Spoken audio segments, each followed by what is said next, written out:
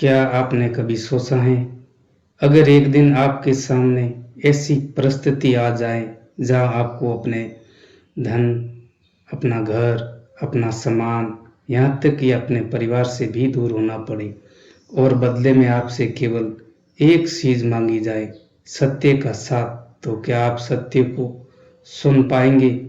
आज की कथा ऐसे ही एक महान राजा की है, एक ऐसे राजा की जिसके लिए सत्य केवल बोलने की चीज नहीं था, बल्कि सत्य ही उसका धर्म था।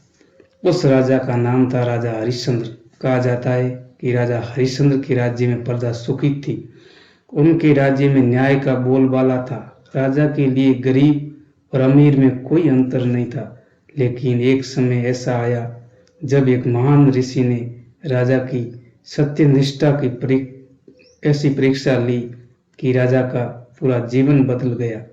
राजमहल, धन, पत्नी, पुत्र से अलग होना पड़ा, लेकिन इतनी परिस्थितियों में भी राजा ने सत्य का साथ नहीं छोड़ा।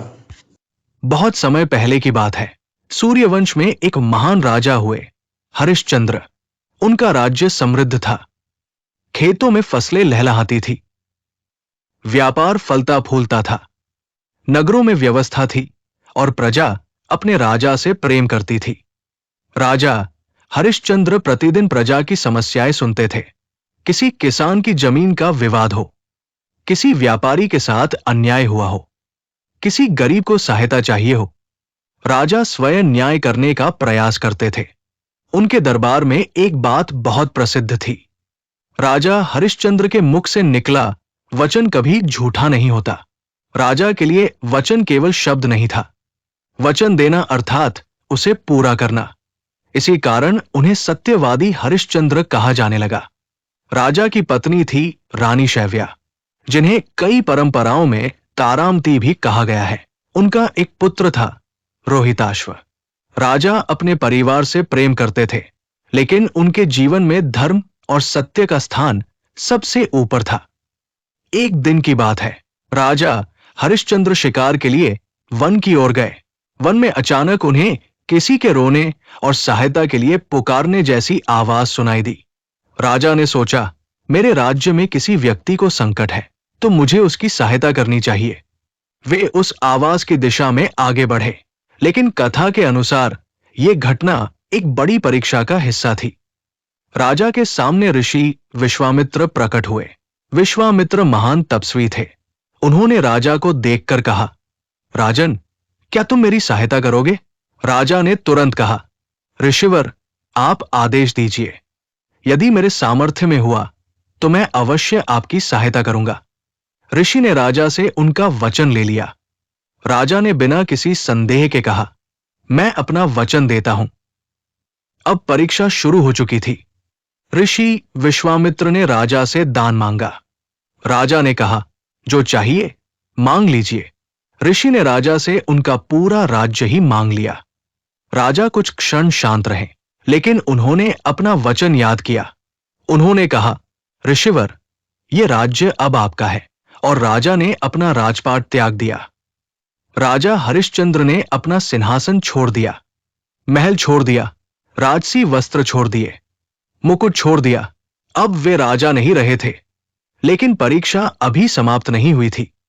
ऋषि ने कहा कि दान के साथ आवश्यक दक्षिणा भी देनी होगी। राजा ने कहा, ऋषिवर, मैंने अपना राज्य आपको दे दिया है, अब मेरे पास कुछ नहीं बचा। ऋषि ने कहा, राजन, वचन पूरा करने के लिए दक्षिणा भी देनी होगी। राजा ने उत्तर दिया, मैं दक्षिणा अवश्य दूंगा। अब राजा के पास देने के लिए कुछ नहीं था। उन्होंने पत्नी और पुत्र के साथ राज्य छोड़ दिया। एक समय जिस राजा के आगे हजारों लोग सिर झुकाते थे, आज वही राजा साधारण वस्त्रों में अपने परिवार के साथ आगे बढ़ रहा था। रानी शैव्या ने अपने पति का साथ नहीं छोड़ा। पुत्र रोहिताश्व भी उनके साथ था। राजा के सामने एक ही प्रश्न था, दक्षिणा कहां से आएगी? राजा हरिश्चंद्र के पास अब न राज्य था, न धन। वे नगर घूमने लगे। उन्होंने सहायता मांगी, लेकिन राजा ने किसी से झूठ नहीं बोला। वे कहते, मैंने वचन दिया है, मुझे अपना वचन पूरा करना है। रानी शैव्या अपने पति की दशा देखकर दुखी थी। उन्होंने कहा, स्वामी, आपने सत्य के लिए सब कुछ छोड़ दिया। अब जो भी करना पड़े, मैं आपके साथ हूं। राजा ने कहा, देवी, तुम्हें बहुत कष्ट हो रहा है। रानी बोली, यदि धर्म के मार्ग पर चलने में कष्ट हो, तो भी उससे पीछे हटना उचित नहीं। यह सुनकर राजा की आंखें भर आई, लेकिन उनके पास अभी भी दक्षिणा देने के लिए धन नहीं था। अंतः परिस्थिति इतनी कठिन हुई कि रानी ने स्वयं को किसी के यहां सेवा के लिए समर्पित करने का निर्णय लिया। कथा के अनुसार रानी और पुत्र को एक ब्राह्मण के घर सेवा के लिए जाना पड़ा।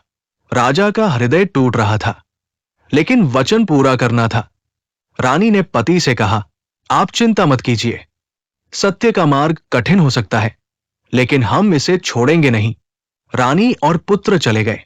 अब राजा अकेले रह गए, लेकिन उनकी परीक्षा अभी समाप्त नहीं हुई थी। राजा हरिश्चंद्र को अपने वचन की दक्षिणा चुकानी थी। उन्होंने अपने श्रम को बेचने का निर्णय लिया।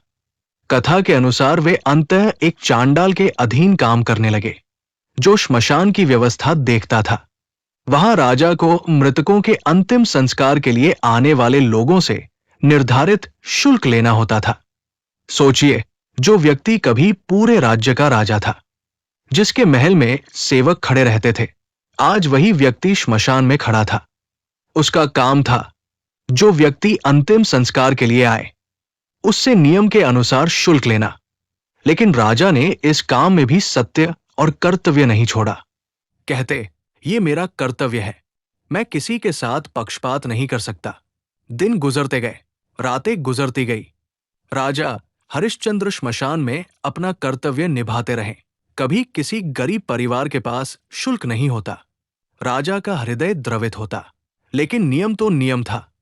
वे अपने स्वामी की अनुमति के बिना शुल्क माफ नहीं कर सकते थे। राजा के लिए व्यक्तिगत भावना से अधिक महत्वपूर्ण था कर्तव्य। उधर रानी शैव्या अपने पुत्र रोहिताश्व के साथ कठिन जीवन जी रही थी। एक दिन रोहिताश्व अपनी मां के साथ वन की ओर गया। कथा के अनुसार वहां एक दुर्भाग्यपूर्ण घटना घटी। रोहिताश्व की मृत्यु हो गई।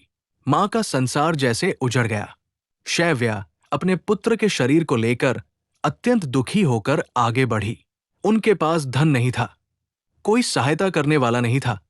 वे अपने पुत्र को लेकर श्मशान पहुंची, लेकिन उन्हें नहीं पता था कि वहां जिस व्यक्ति से उनका सामना होने वाला है, वो कोई और नहीं, उनके अपने पति राजा हरिश्चंद्र थे। रात का समय था। श्मशान में चारों ओर शांति थी। रानी शैव्या अपने पुत्र के शरीर को लेकर पहुंची। राजा हरिश्चंद्र ने उन्हें देखा, लेकिन अंधेरे और परिस्थितियों के कारण तुरंत पहचान नहीं पाए। उन्होंने कहा, देवी, अंतिम संस्कार के लिए निर्धारित शुल्क देना होगा। रानी ने कहा, मेरे पास कुछ नहीं है। राजा ने कहा, नियम के अनुसार शुल्क देना आवश्यक है। रानी बोली, मेरे पास धन नहीं है। राजा का हृदय द्रवित था, लेकिन उन्हें अपना कर्तव्य निभाना था।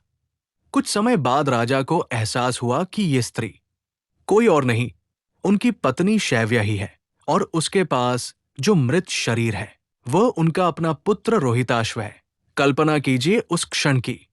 एक पिता के सामने उसका पुत्र, एक पति के सामने उसकी पत्नी, और फिर भी राजा अपने कर्तव्य से पीछे नहीं हट सकता।